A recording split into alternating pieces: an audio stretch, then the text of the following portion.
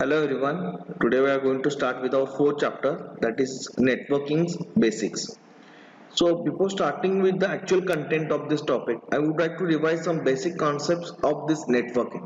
Okay. So आपण जे already second इयरला असताना डीसीसी मध्ये बघितले होते, ओके, ते सगळे आपण फक्त रिवाइज करणार आहोत. तर त्यामध्ये एक लक्षात घ्या की जोपर्यंत तुमचं बेसिक क्लिअर नसणार आहे नेटवर्किंगसाठी, ज्या टेक्निकल टर्म्स आहेत, पोर्ट नंबर वगैरे, तोपर्यंत तुम्हाला त्याचा एक्झॅक्ट मिनिंग कळणार नाही, okay, प्रोग्रामिंगचा.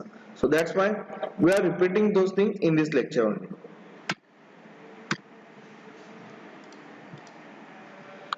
So now we will discuss the fundamentals of networking. So right now we are aware about the OSI model, okay, as we studied in the second year, okay, right, in DCC.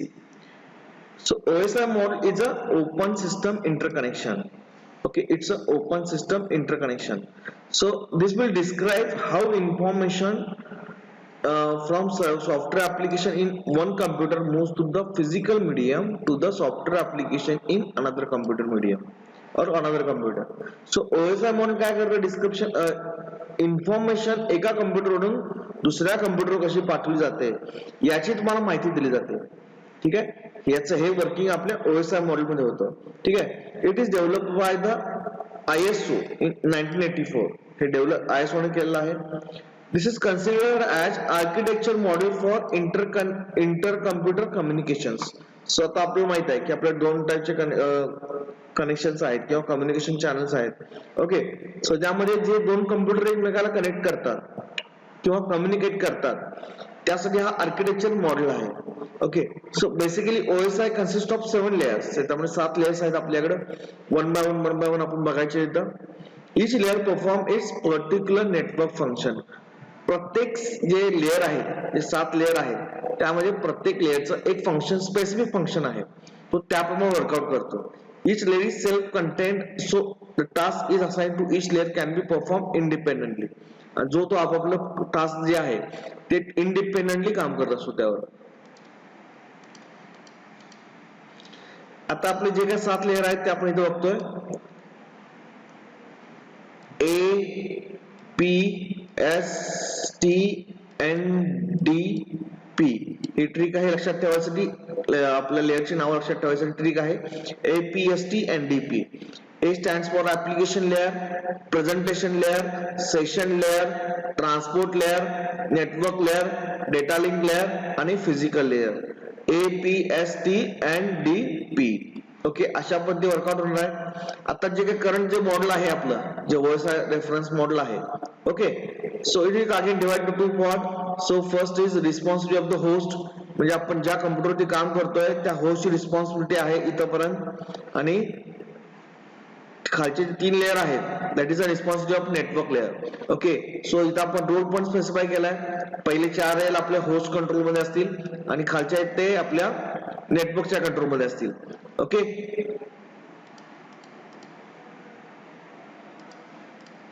the OSI model divided into 2 layers, upper layers, lower layer. आता आपण जे बघितलं ते upper layer deals with the application related issues. Okay, what is application related issues and implemented in software. आता जे वरचे जे काही लेयर्स होते 4, ओके, सो त्याचा एक्झिस्टन्स जो आहे तो आपल्या सॉफ्टवेअर मध्ये असतो, जे आपले OS आहे, that will handle all the activities of these 4 layers. Okay, application, presentation, session and transport, जे आपल्या OS लेवलला सगळं मॅनेज केलं जातं. The application layer is closest to the end user. So now here end user means your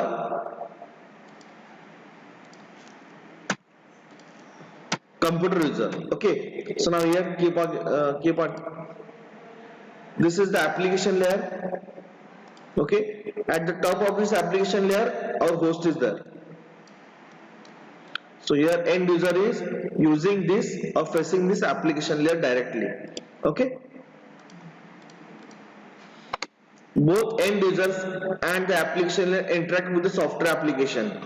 जसं आता हा आपल्याला OSI चा आपण एक एंड बघितला, तसं आपला दुसरा एंड एक असणार आहे आणि त्या दोघांच्या मध्ये होस्ट असणार आहे जे वर्किंग करतो एंड युजर, आणि त्याच्यामध्ये आपल्याला कम्युनिकेशन करायचं आहे. Lower layer deals with the data transfer issues. जो आपला खालचा लेअर आहे जो फिजिकल लेअर तो डेटा ट्रान्सफर रिलेटेड इश्यूजचा डील करेल. The data link layer and the physical layer are implemented in hardware and software. आपले जे लास्ट दोन लेअर होते data link layer and physical layer are implemented in hardware and software. Physical layer is the lowest layer and it is closest to the physical medium. It is closest to the physical medium. LAN cable असेल किंवा आणखीन तुमचा कुठला channel असेल ज्या through तुम्ही communication करताय तो फिजिकल लेअर म्हणून कन्सिडर केला जाईल. Physical layer is mainly responsible for placing the information on the physical medium. Physical layer सगळ्या ऍक्टिव्हिटी डील करणार आहे ज्या थ्रू आपण आपले डेटा पास करतो. Okay,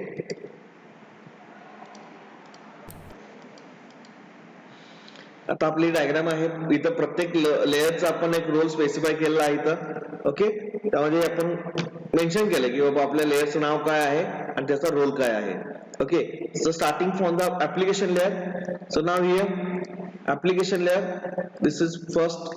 this layer provide the service to the user. जो आपण मगाशी कन्सिडर केला होता इथं आपला एंड युजर असेल, इथं आपला एंड युजर असेल तो डायरेक्टली इंटरॅक्ट ऍप्लिकेशन लेअरशी करणार. So this layer provides a service to the user. Then presentation layer. This layer is responsible for translation, compression and encryption. So this layer is very important as far as the security is concern. तो आपला जो data आहे त्याचा translation, compression आणि encryption सुद्धा हा control जो आहे तो हा लेअर करतो. या आपल्या लेअरचं कामच ते असणार आहे की एन्क्रिप्शन डेटा तुमचा करणे. ओके, त्यानंतर session layer. It is use to establish, manage and terminate the sessions. आपण सेशन कंट्रोल नावाचं एक मागच्या वेळेस बघितलं होतं. तर कसं होतं प्रत्येक युजरला एक सेशन दिलं जातं, ठीक आहे, किंवा प्रत्येक टास्कला एक सेशन दिला जातो. ते सेशन जनरेट करायसाठी, कंट्रोल करायसाठी आणि मॅनेज करायचं काम आपला हा सेशन लेअर करत असतो. ओके, त्यानंतर ट्रान्सपोर्ट लेअर आहे. It is provide the reliable message delivery from process to process. इथं काय म्हटलंय, reliable message delivery from process to process. Basically transport layer जो आहे तो पुन्हा त्या दोन प्रोटोकॉल आहेत, टीसीपी आणि युडीपी. ज्यावेळी तुम्ही तुमचा जो मीडियम जो आहे, जो डेटा ट्रान्सफरचा मीडियम जो आहे तो फिजिकल असतो किंवा वायर्ड असतो, त्यावेळी आपला टीसीपी प्रोटोकॉल आपण यूज करतो. ज्यावेळी तुमचा तो मीडियम वायरलेस असेल त्यावेळी आपण युडीपी प्रोटोकॉल यूज करतो. Okay, so transport layer deals with this all those things. Okay, त्यानंतर network. It is responsible for moving the packets from source to destination. आता आपला हा झाला सोर्स. यासारखीच एक दुसरी डायग्राम किंवा दुसरं मॉडेल असेल वर्कआउट करणार असेल. हा आपला सोर्स असेल, हा आपला डेस्टिनेशन असेल. Okay, so it is responsible for moving packet from source to destination. जो वरून डेटा आला त्याला पॅकेट मध्ये कन्व्हर्जन साठी आपण नेटवर्क लेअर यूज करतो. ओके, जो आपला वरून जो डेटा आलाय त्याचा आपण पॅकेट मध्ये कन्व्हर्जनला आपण नेटवर्क लेअर यूज करतो. त्यानंतर data link layer. It is used for error free transform of data frames. Error free transform कसं होतं की ज्यावेळी तुम्ही नेटवर्क लेअरला पॅकेट तयार करता तर it can have multiple ways of path to reach to destination from source to destination. So it is again necessary that it must be error free, that is it must not have any noise or any missed packet. So in that case it will check the error free transfer of data frames. Okay, तो control करायचं काम आपलं data link करेल. त्यानंतर last one आहे तो physical layer. It provides a physical medium through which bits are transmitted. म्हणजे आपला जो काही आपण डेटा तयार केलाय, ज्या पॅकेट्स तयार केले तो पॅकेट्स एका फिजिकल मीडियम मधून आपण पास करतो.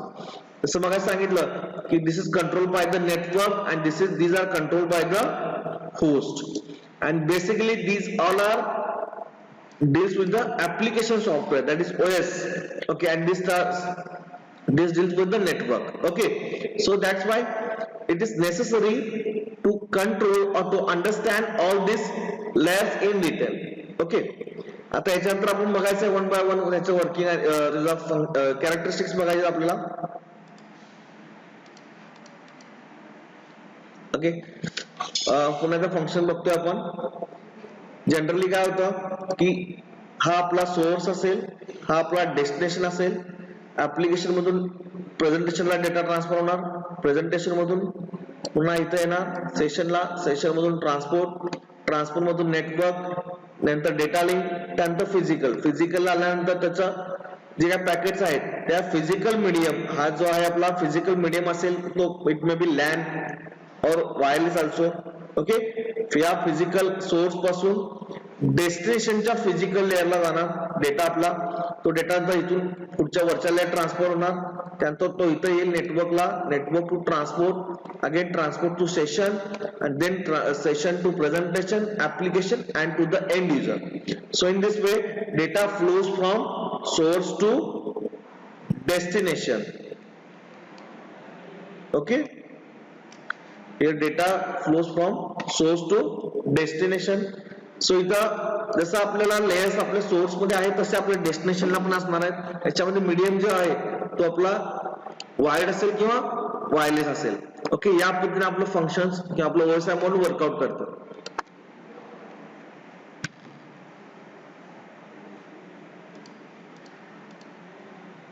Okay, so today we will stop here for today, and just revise all these things in the DCC.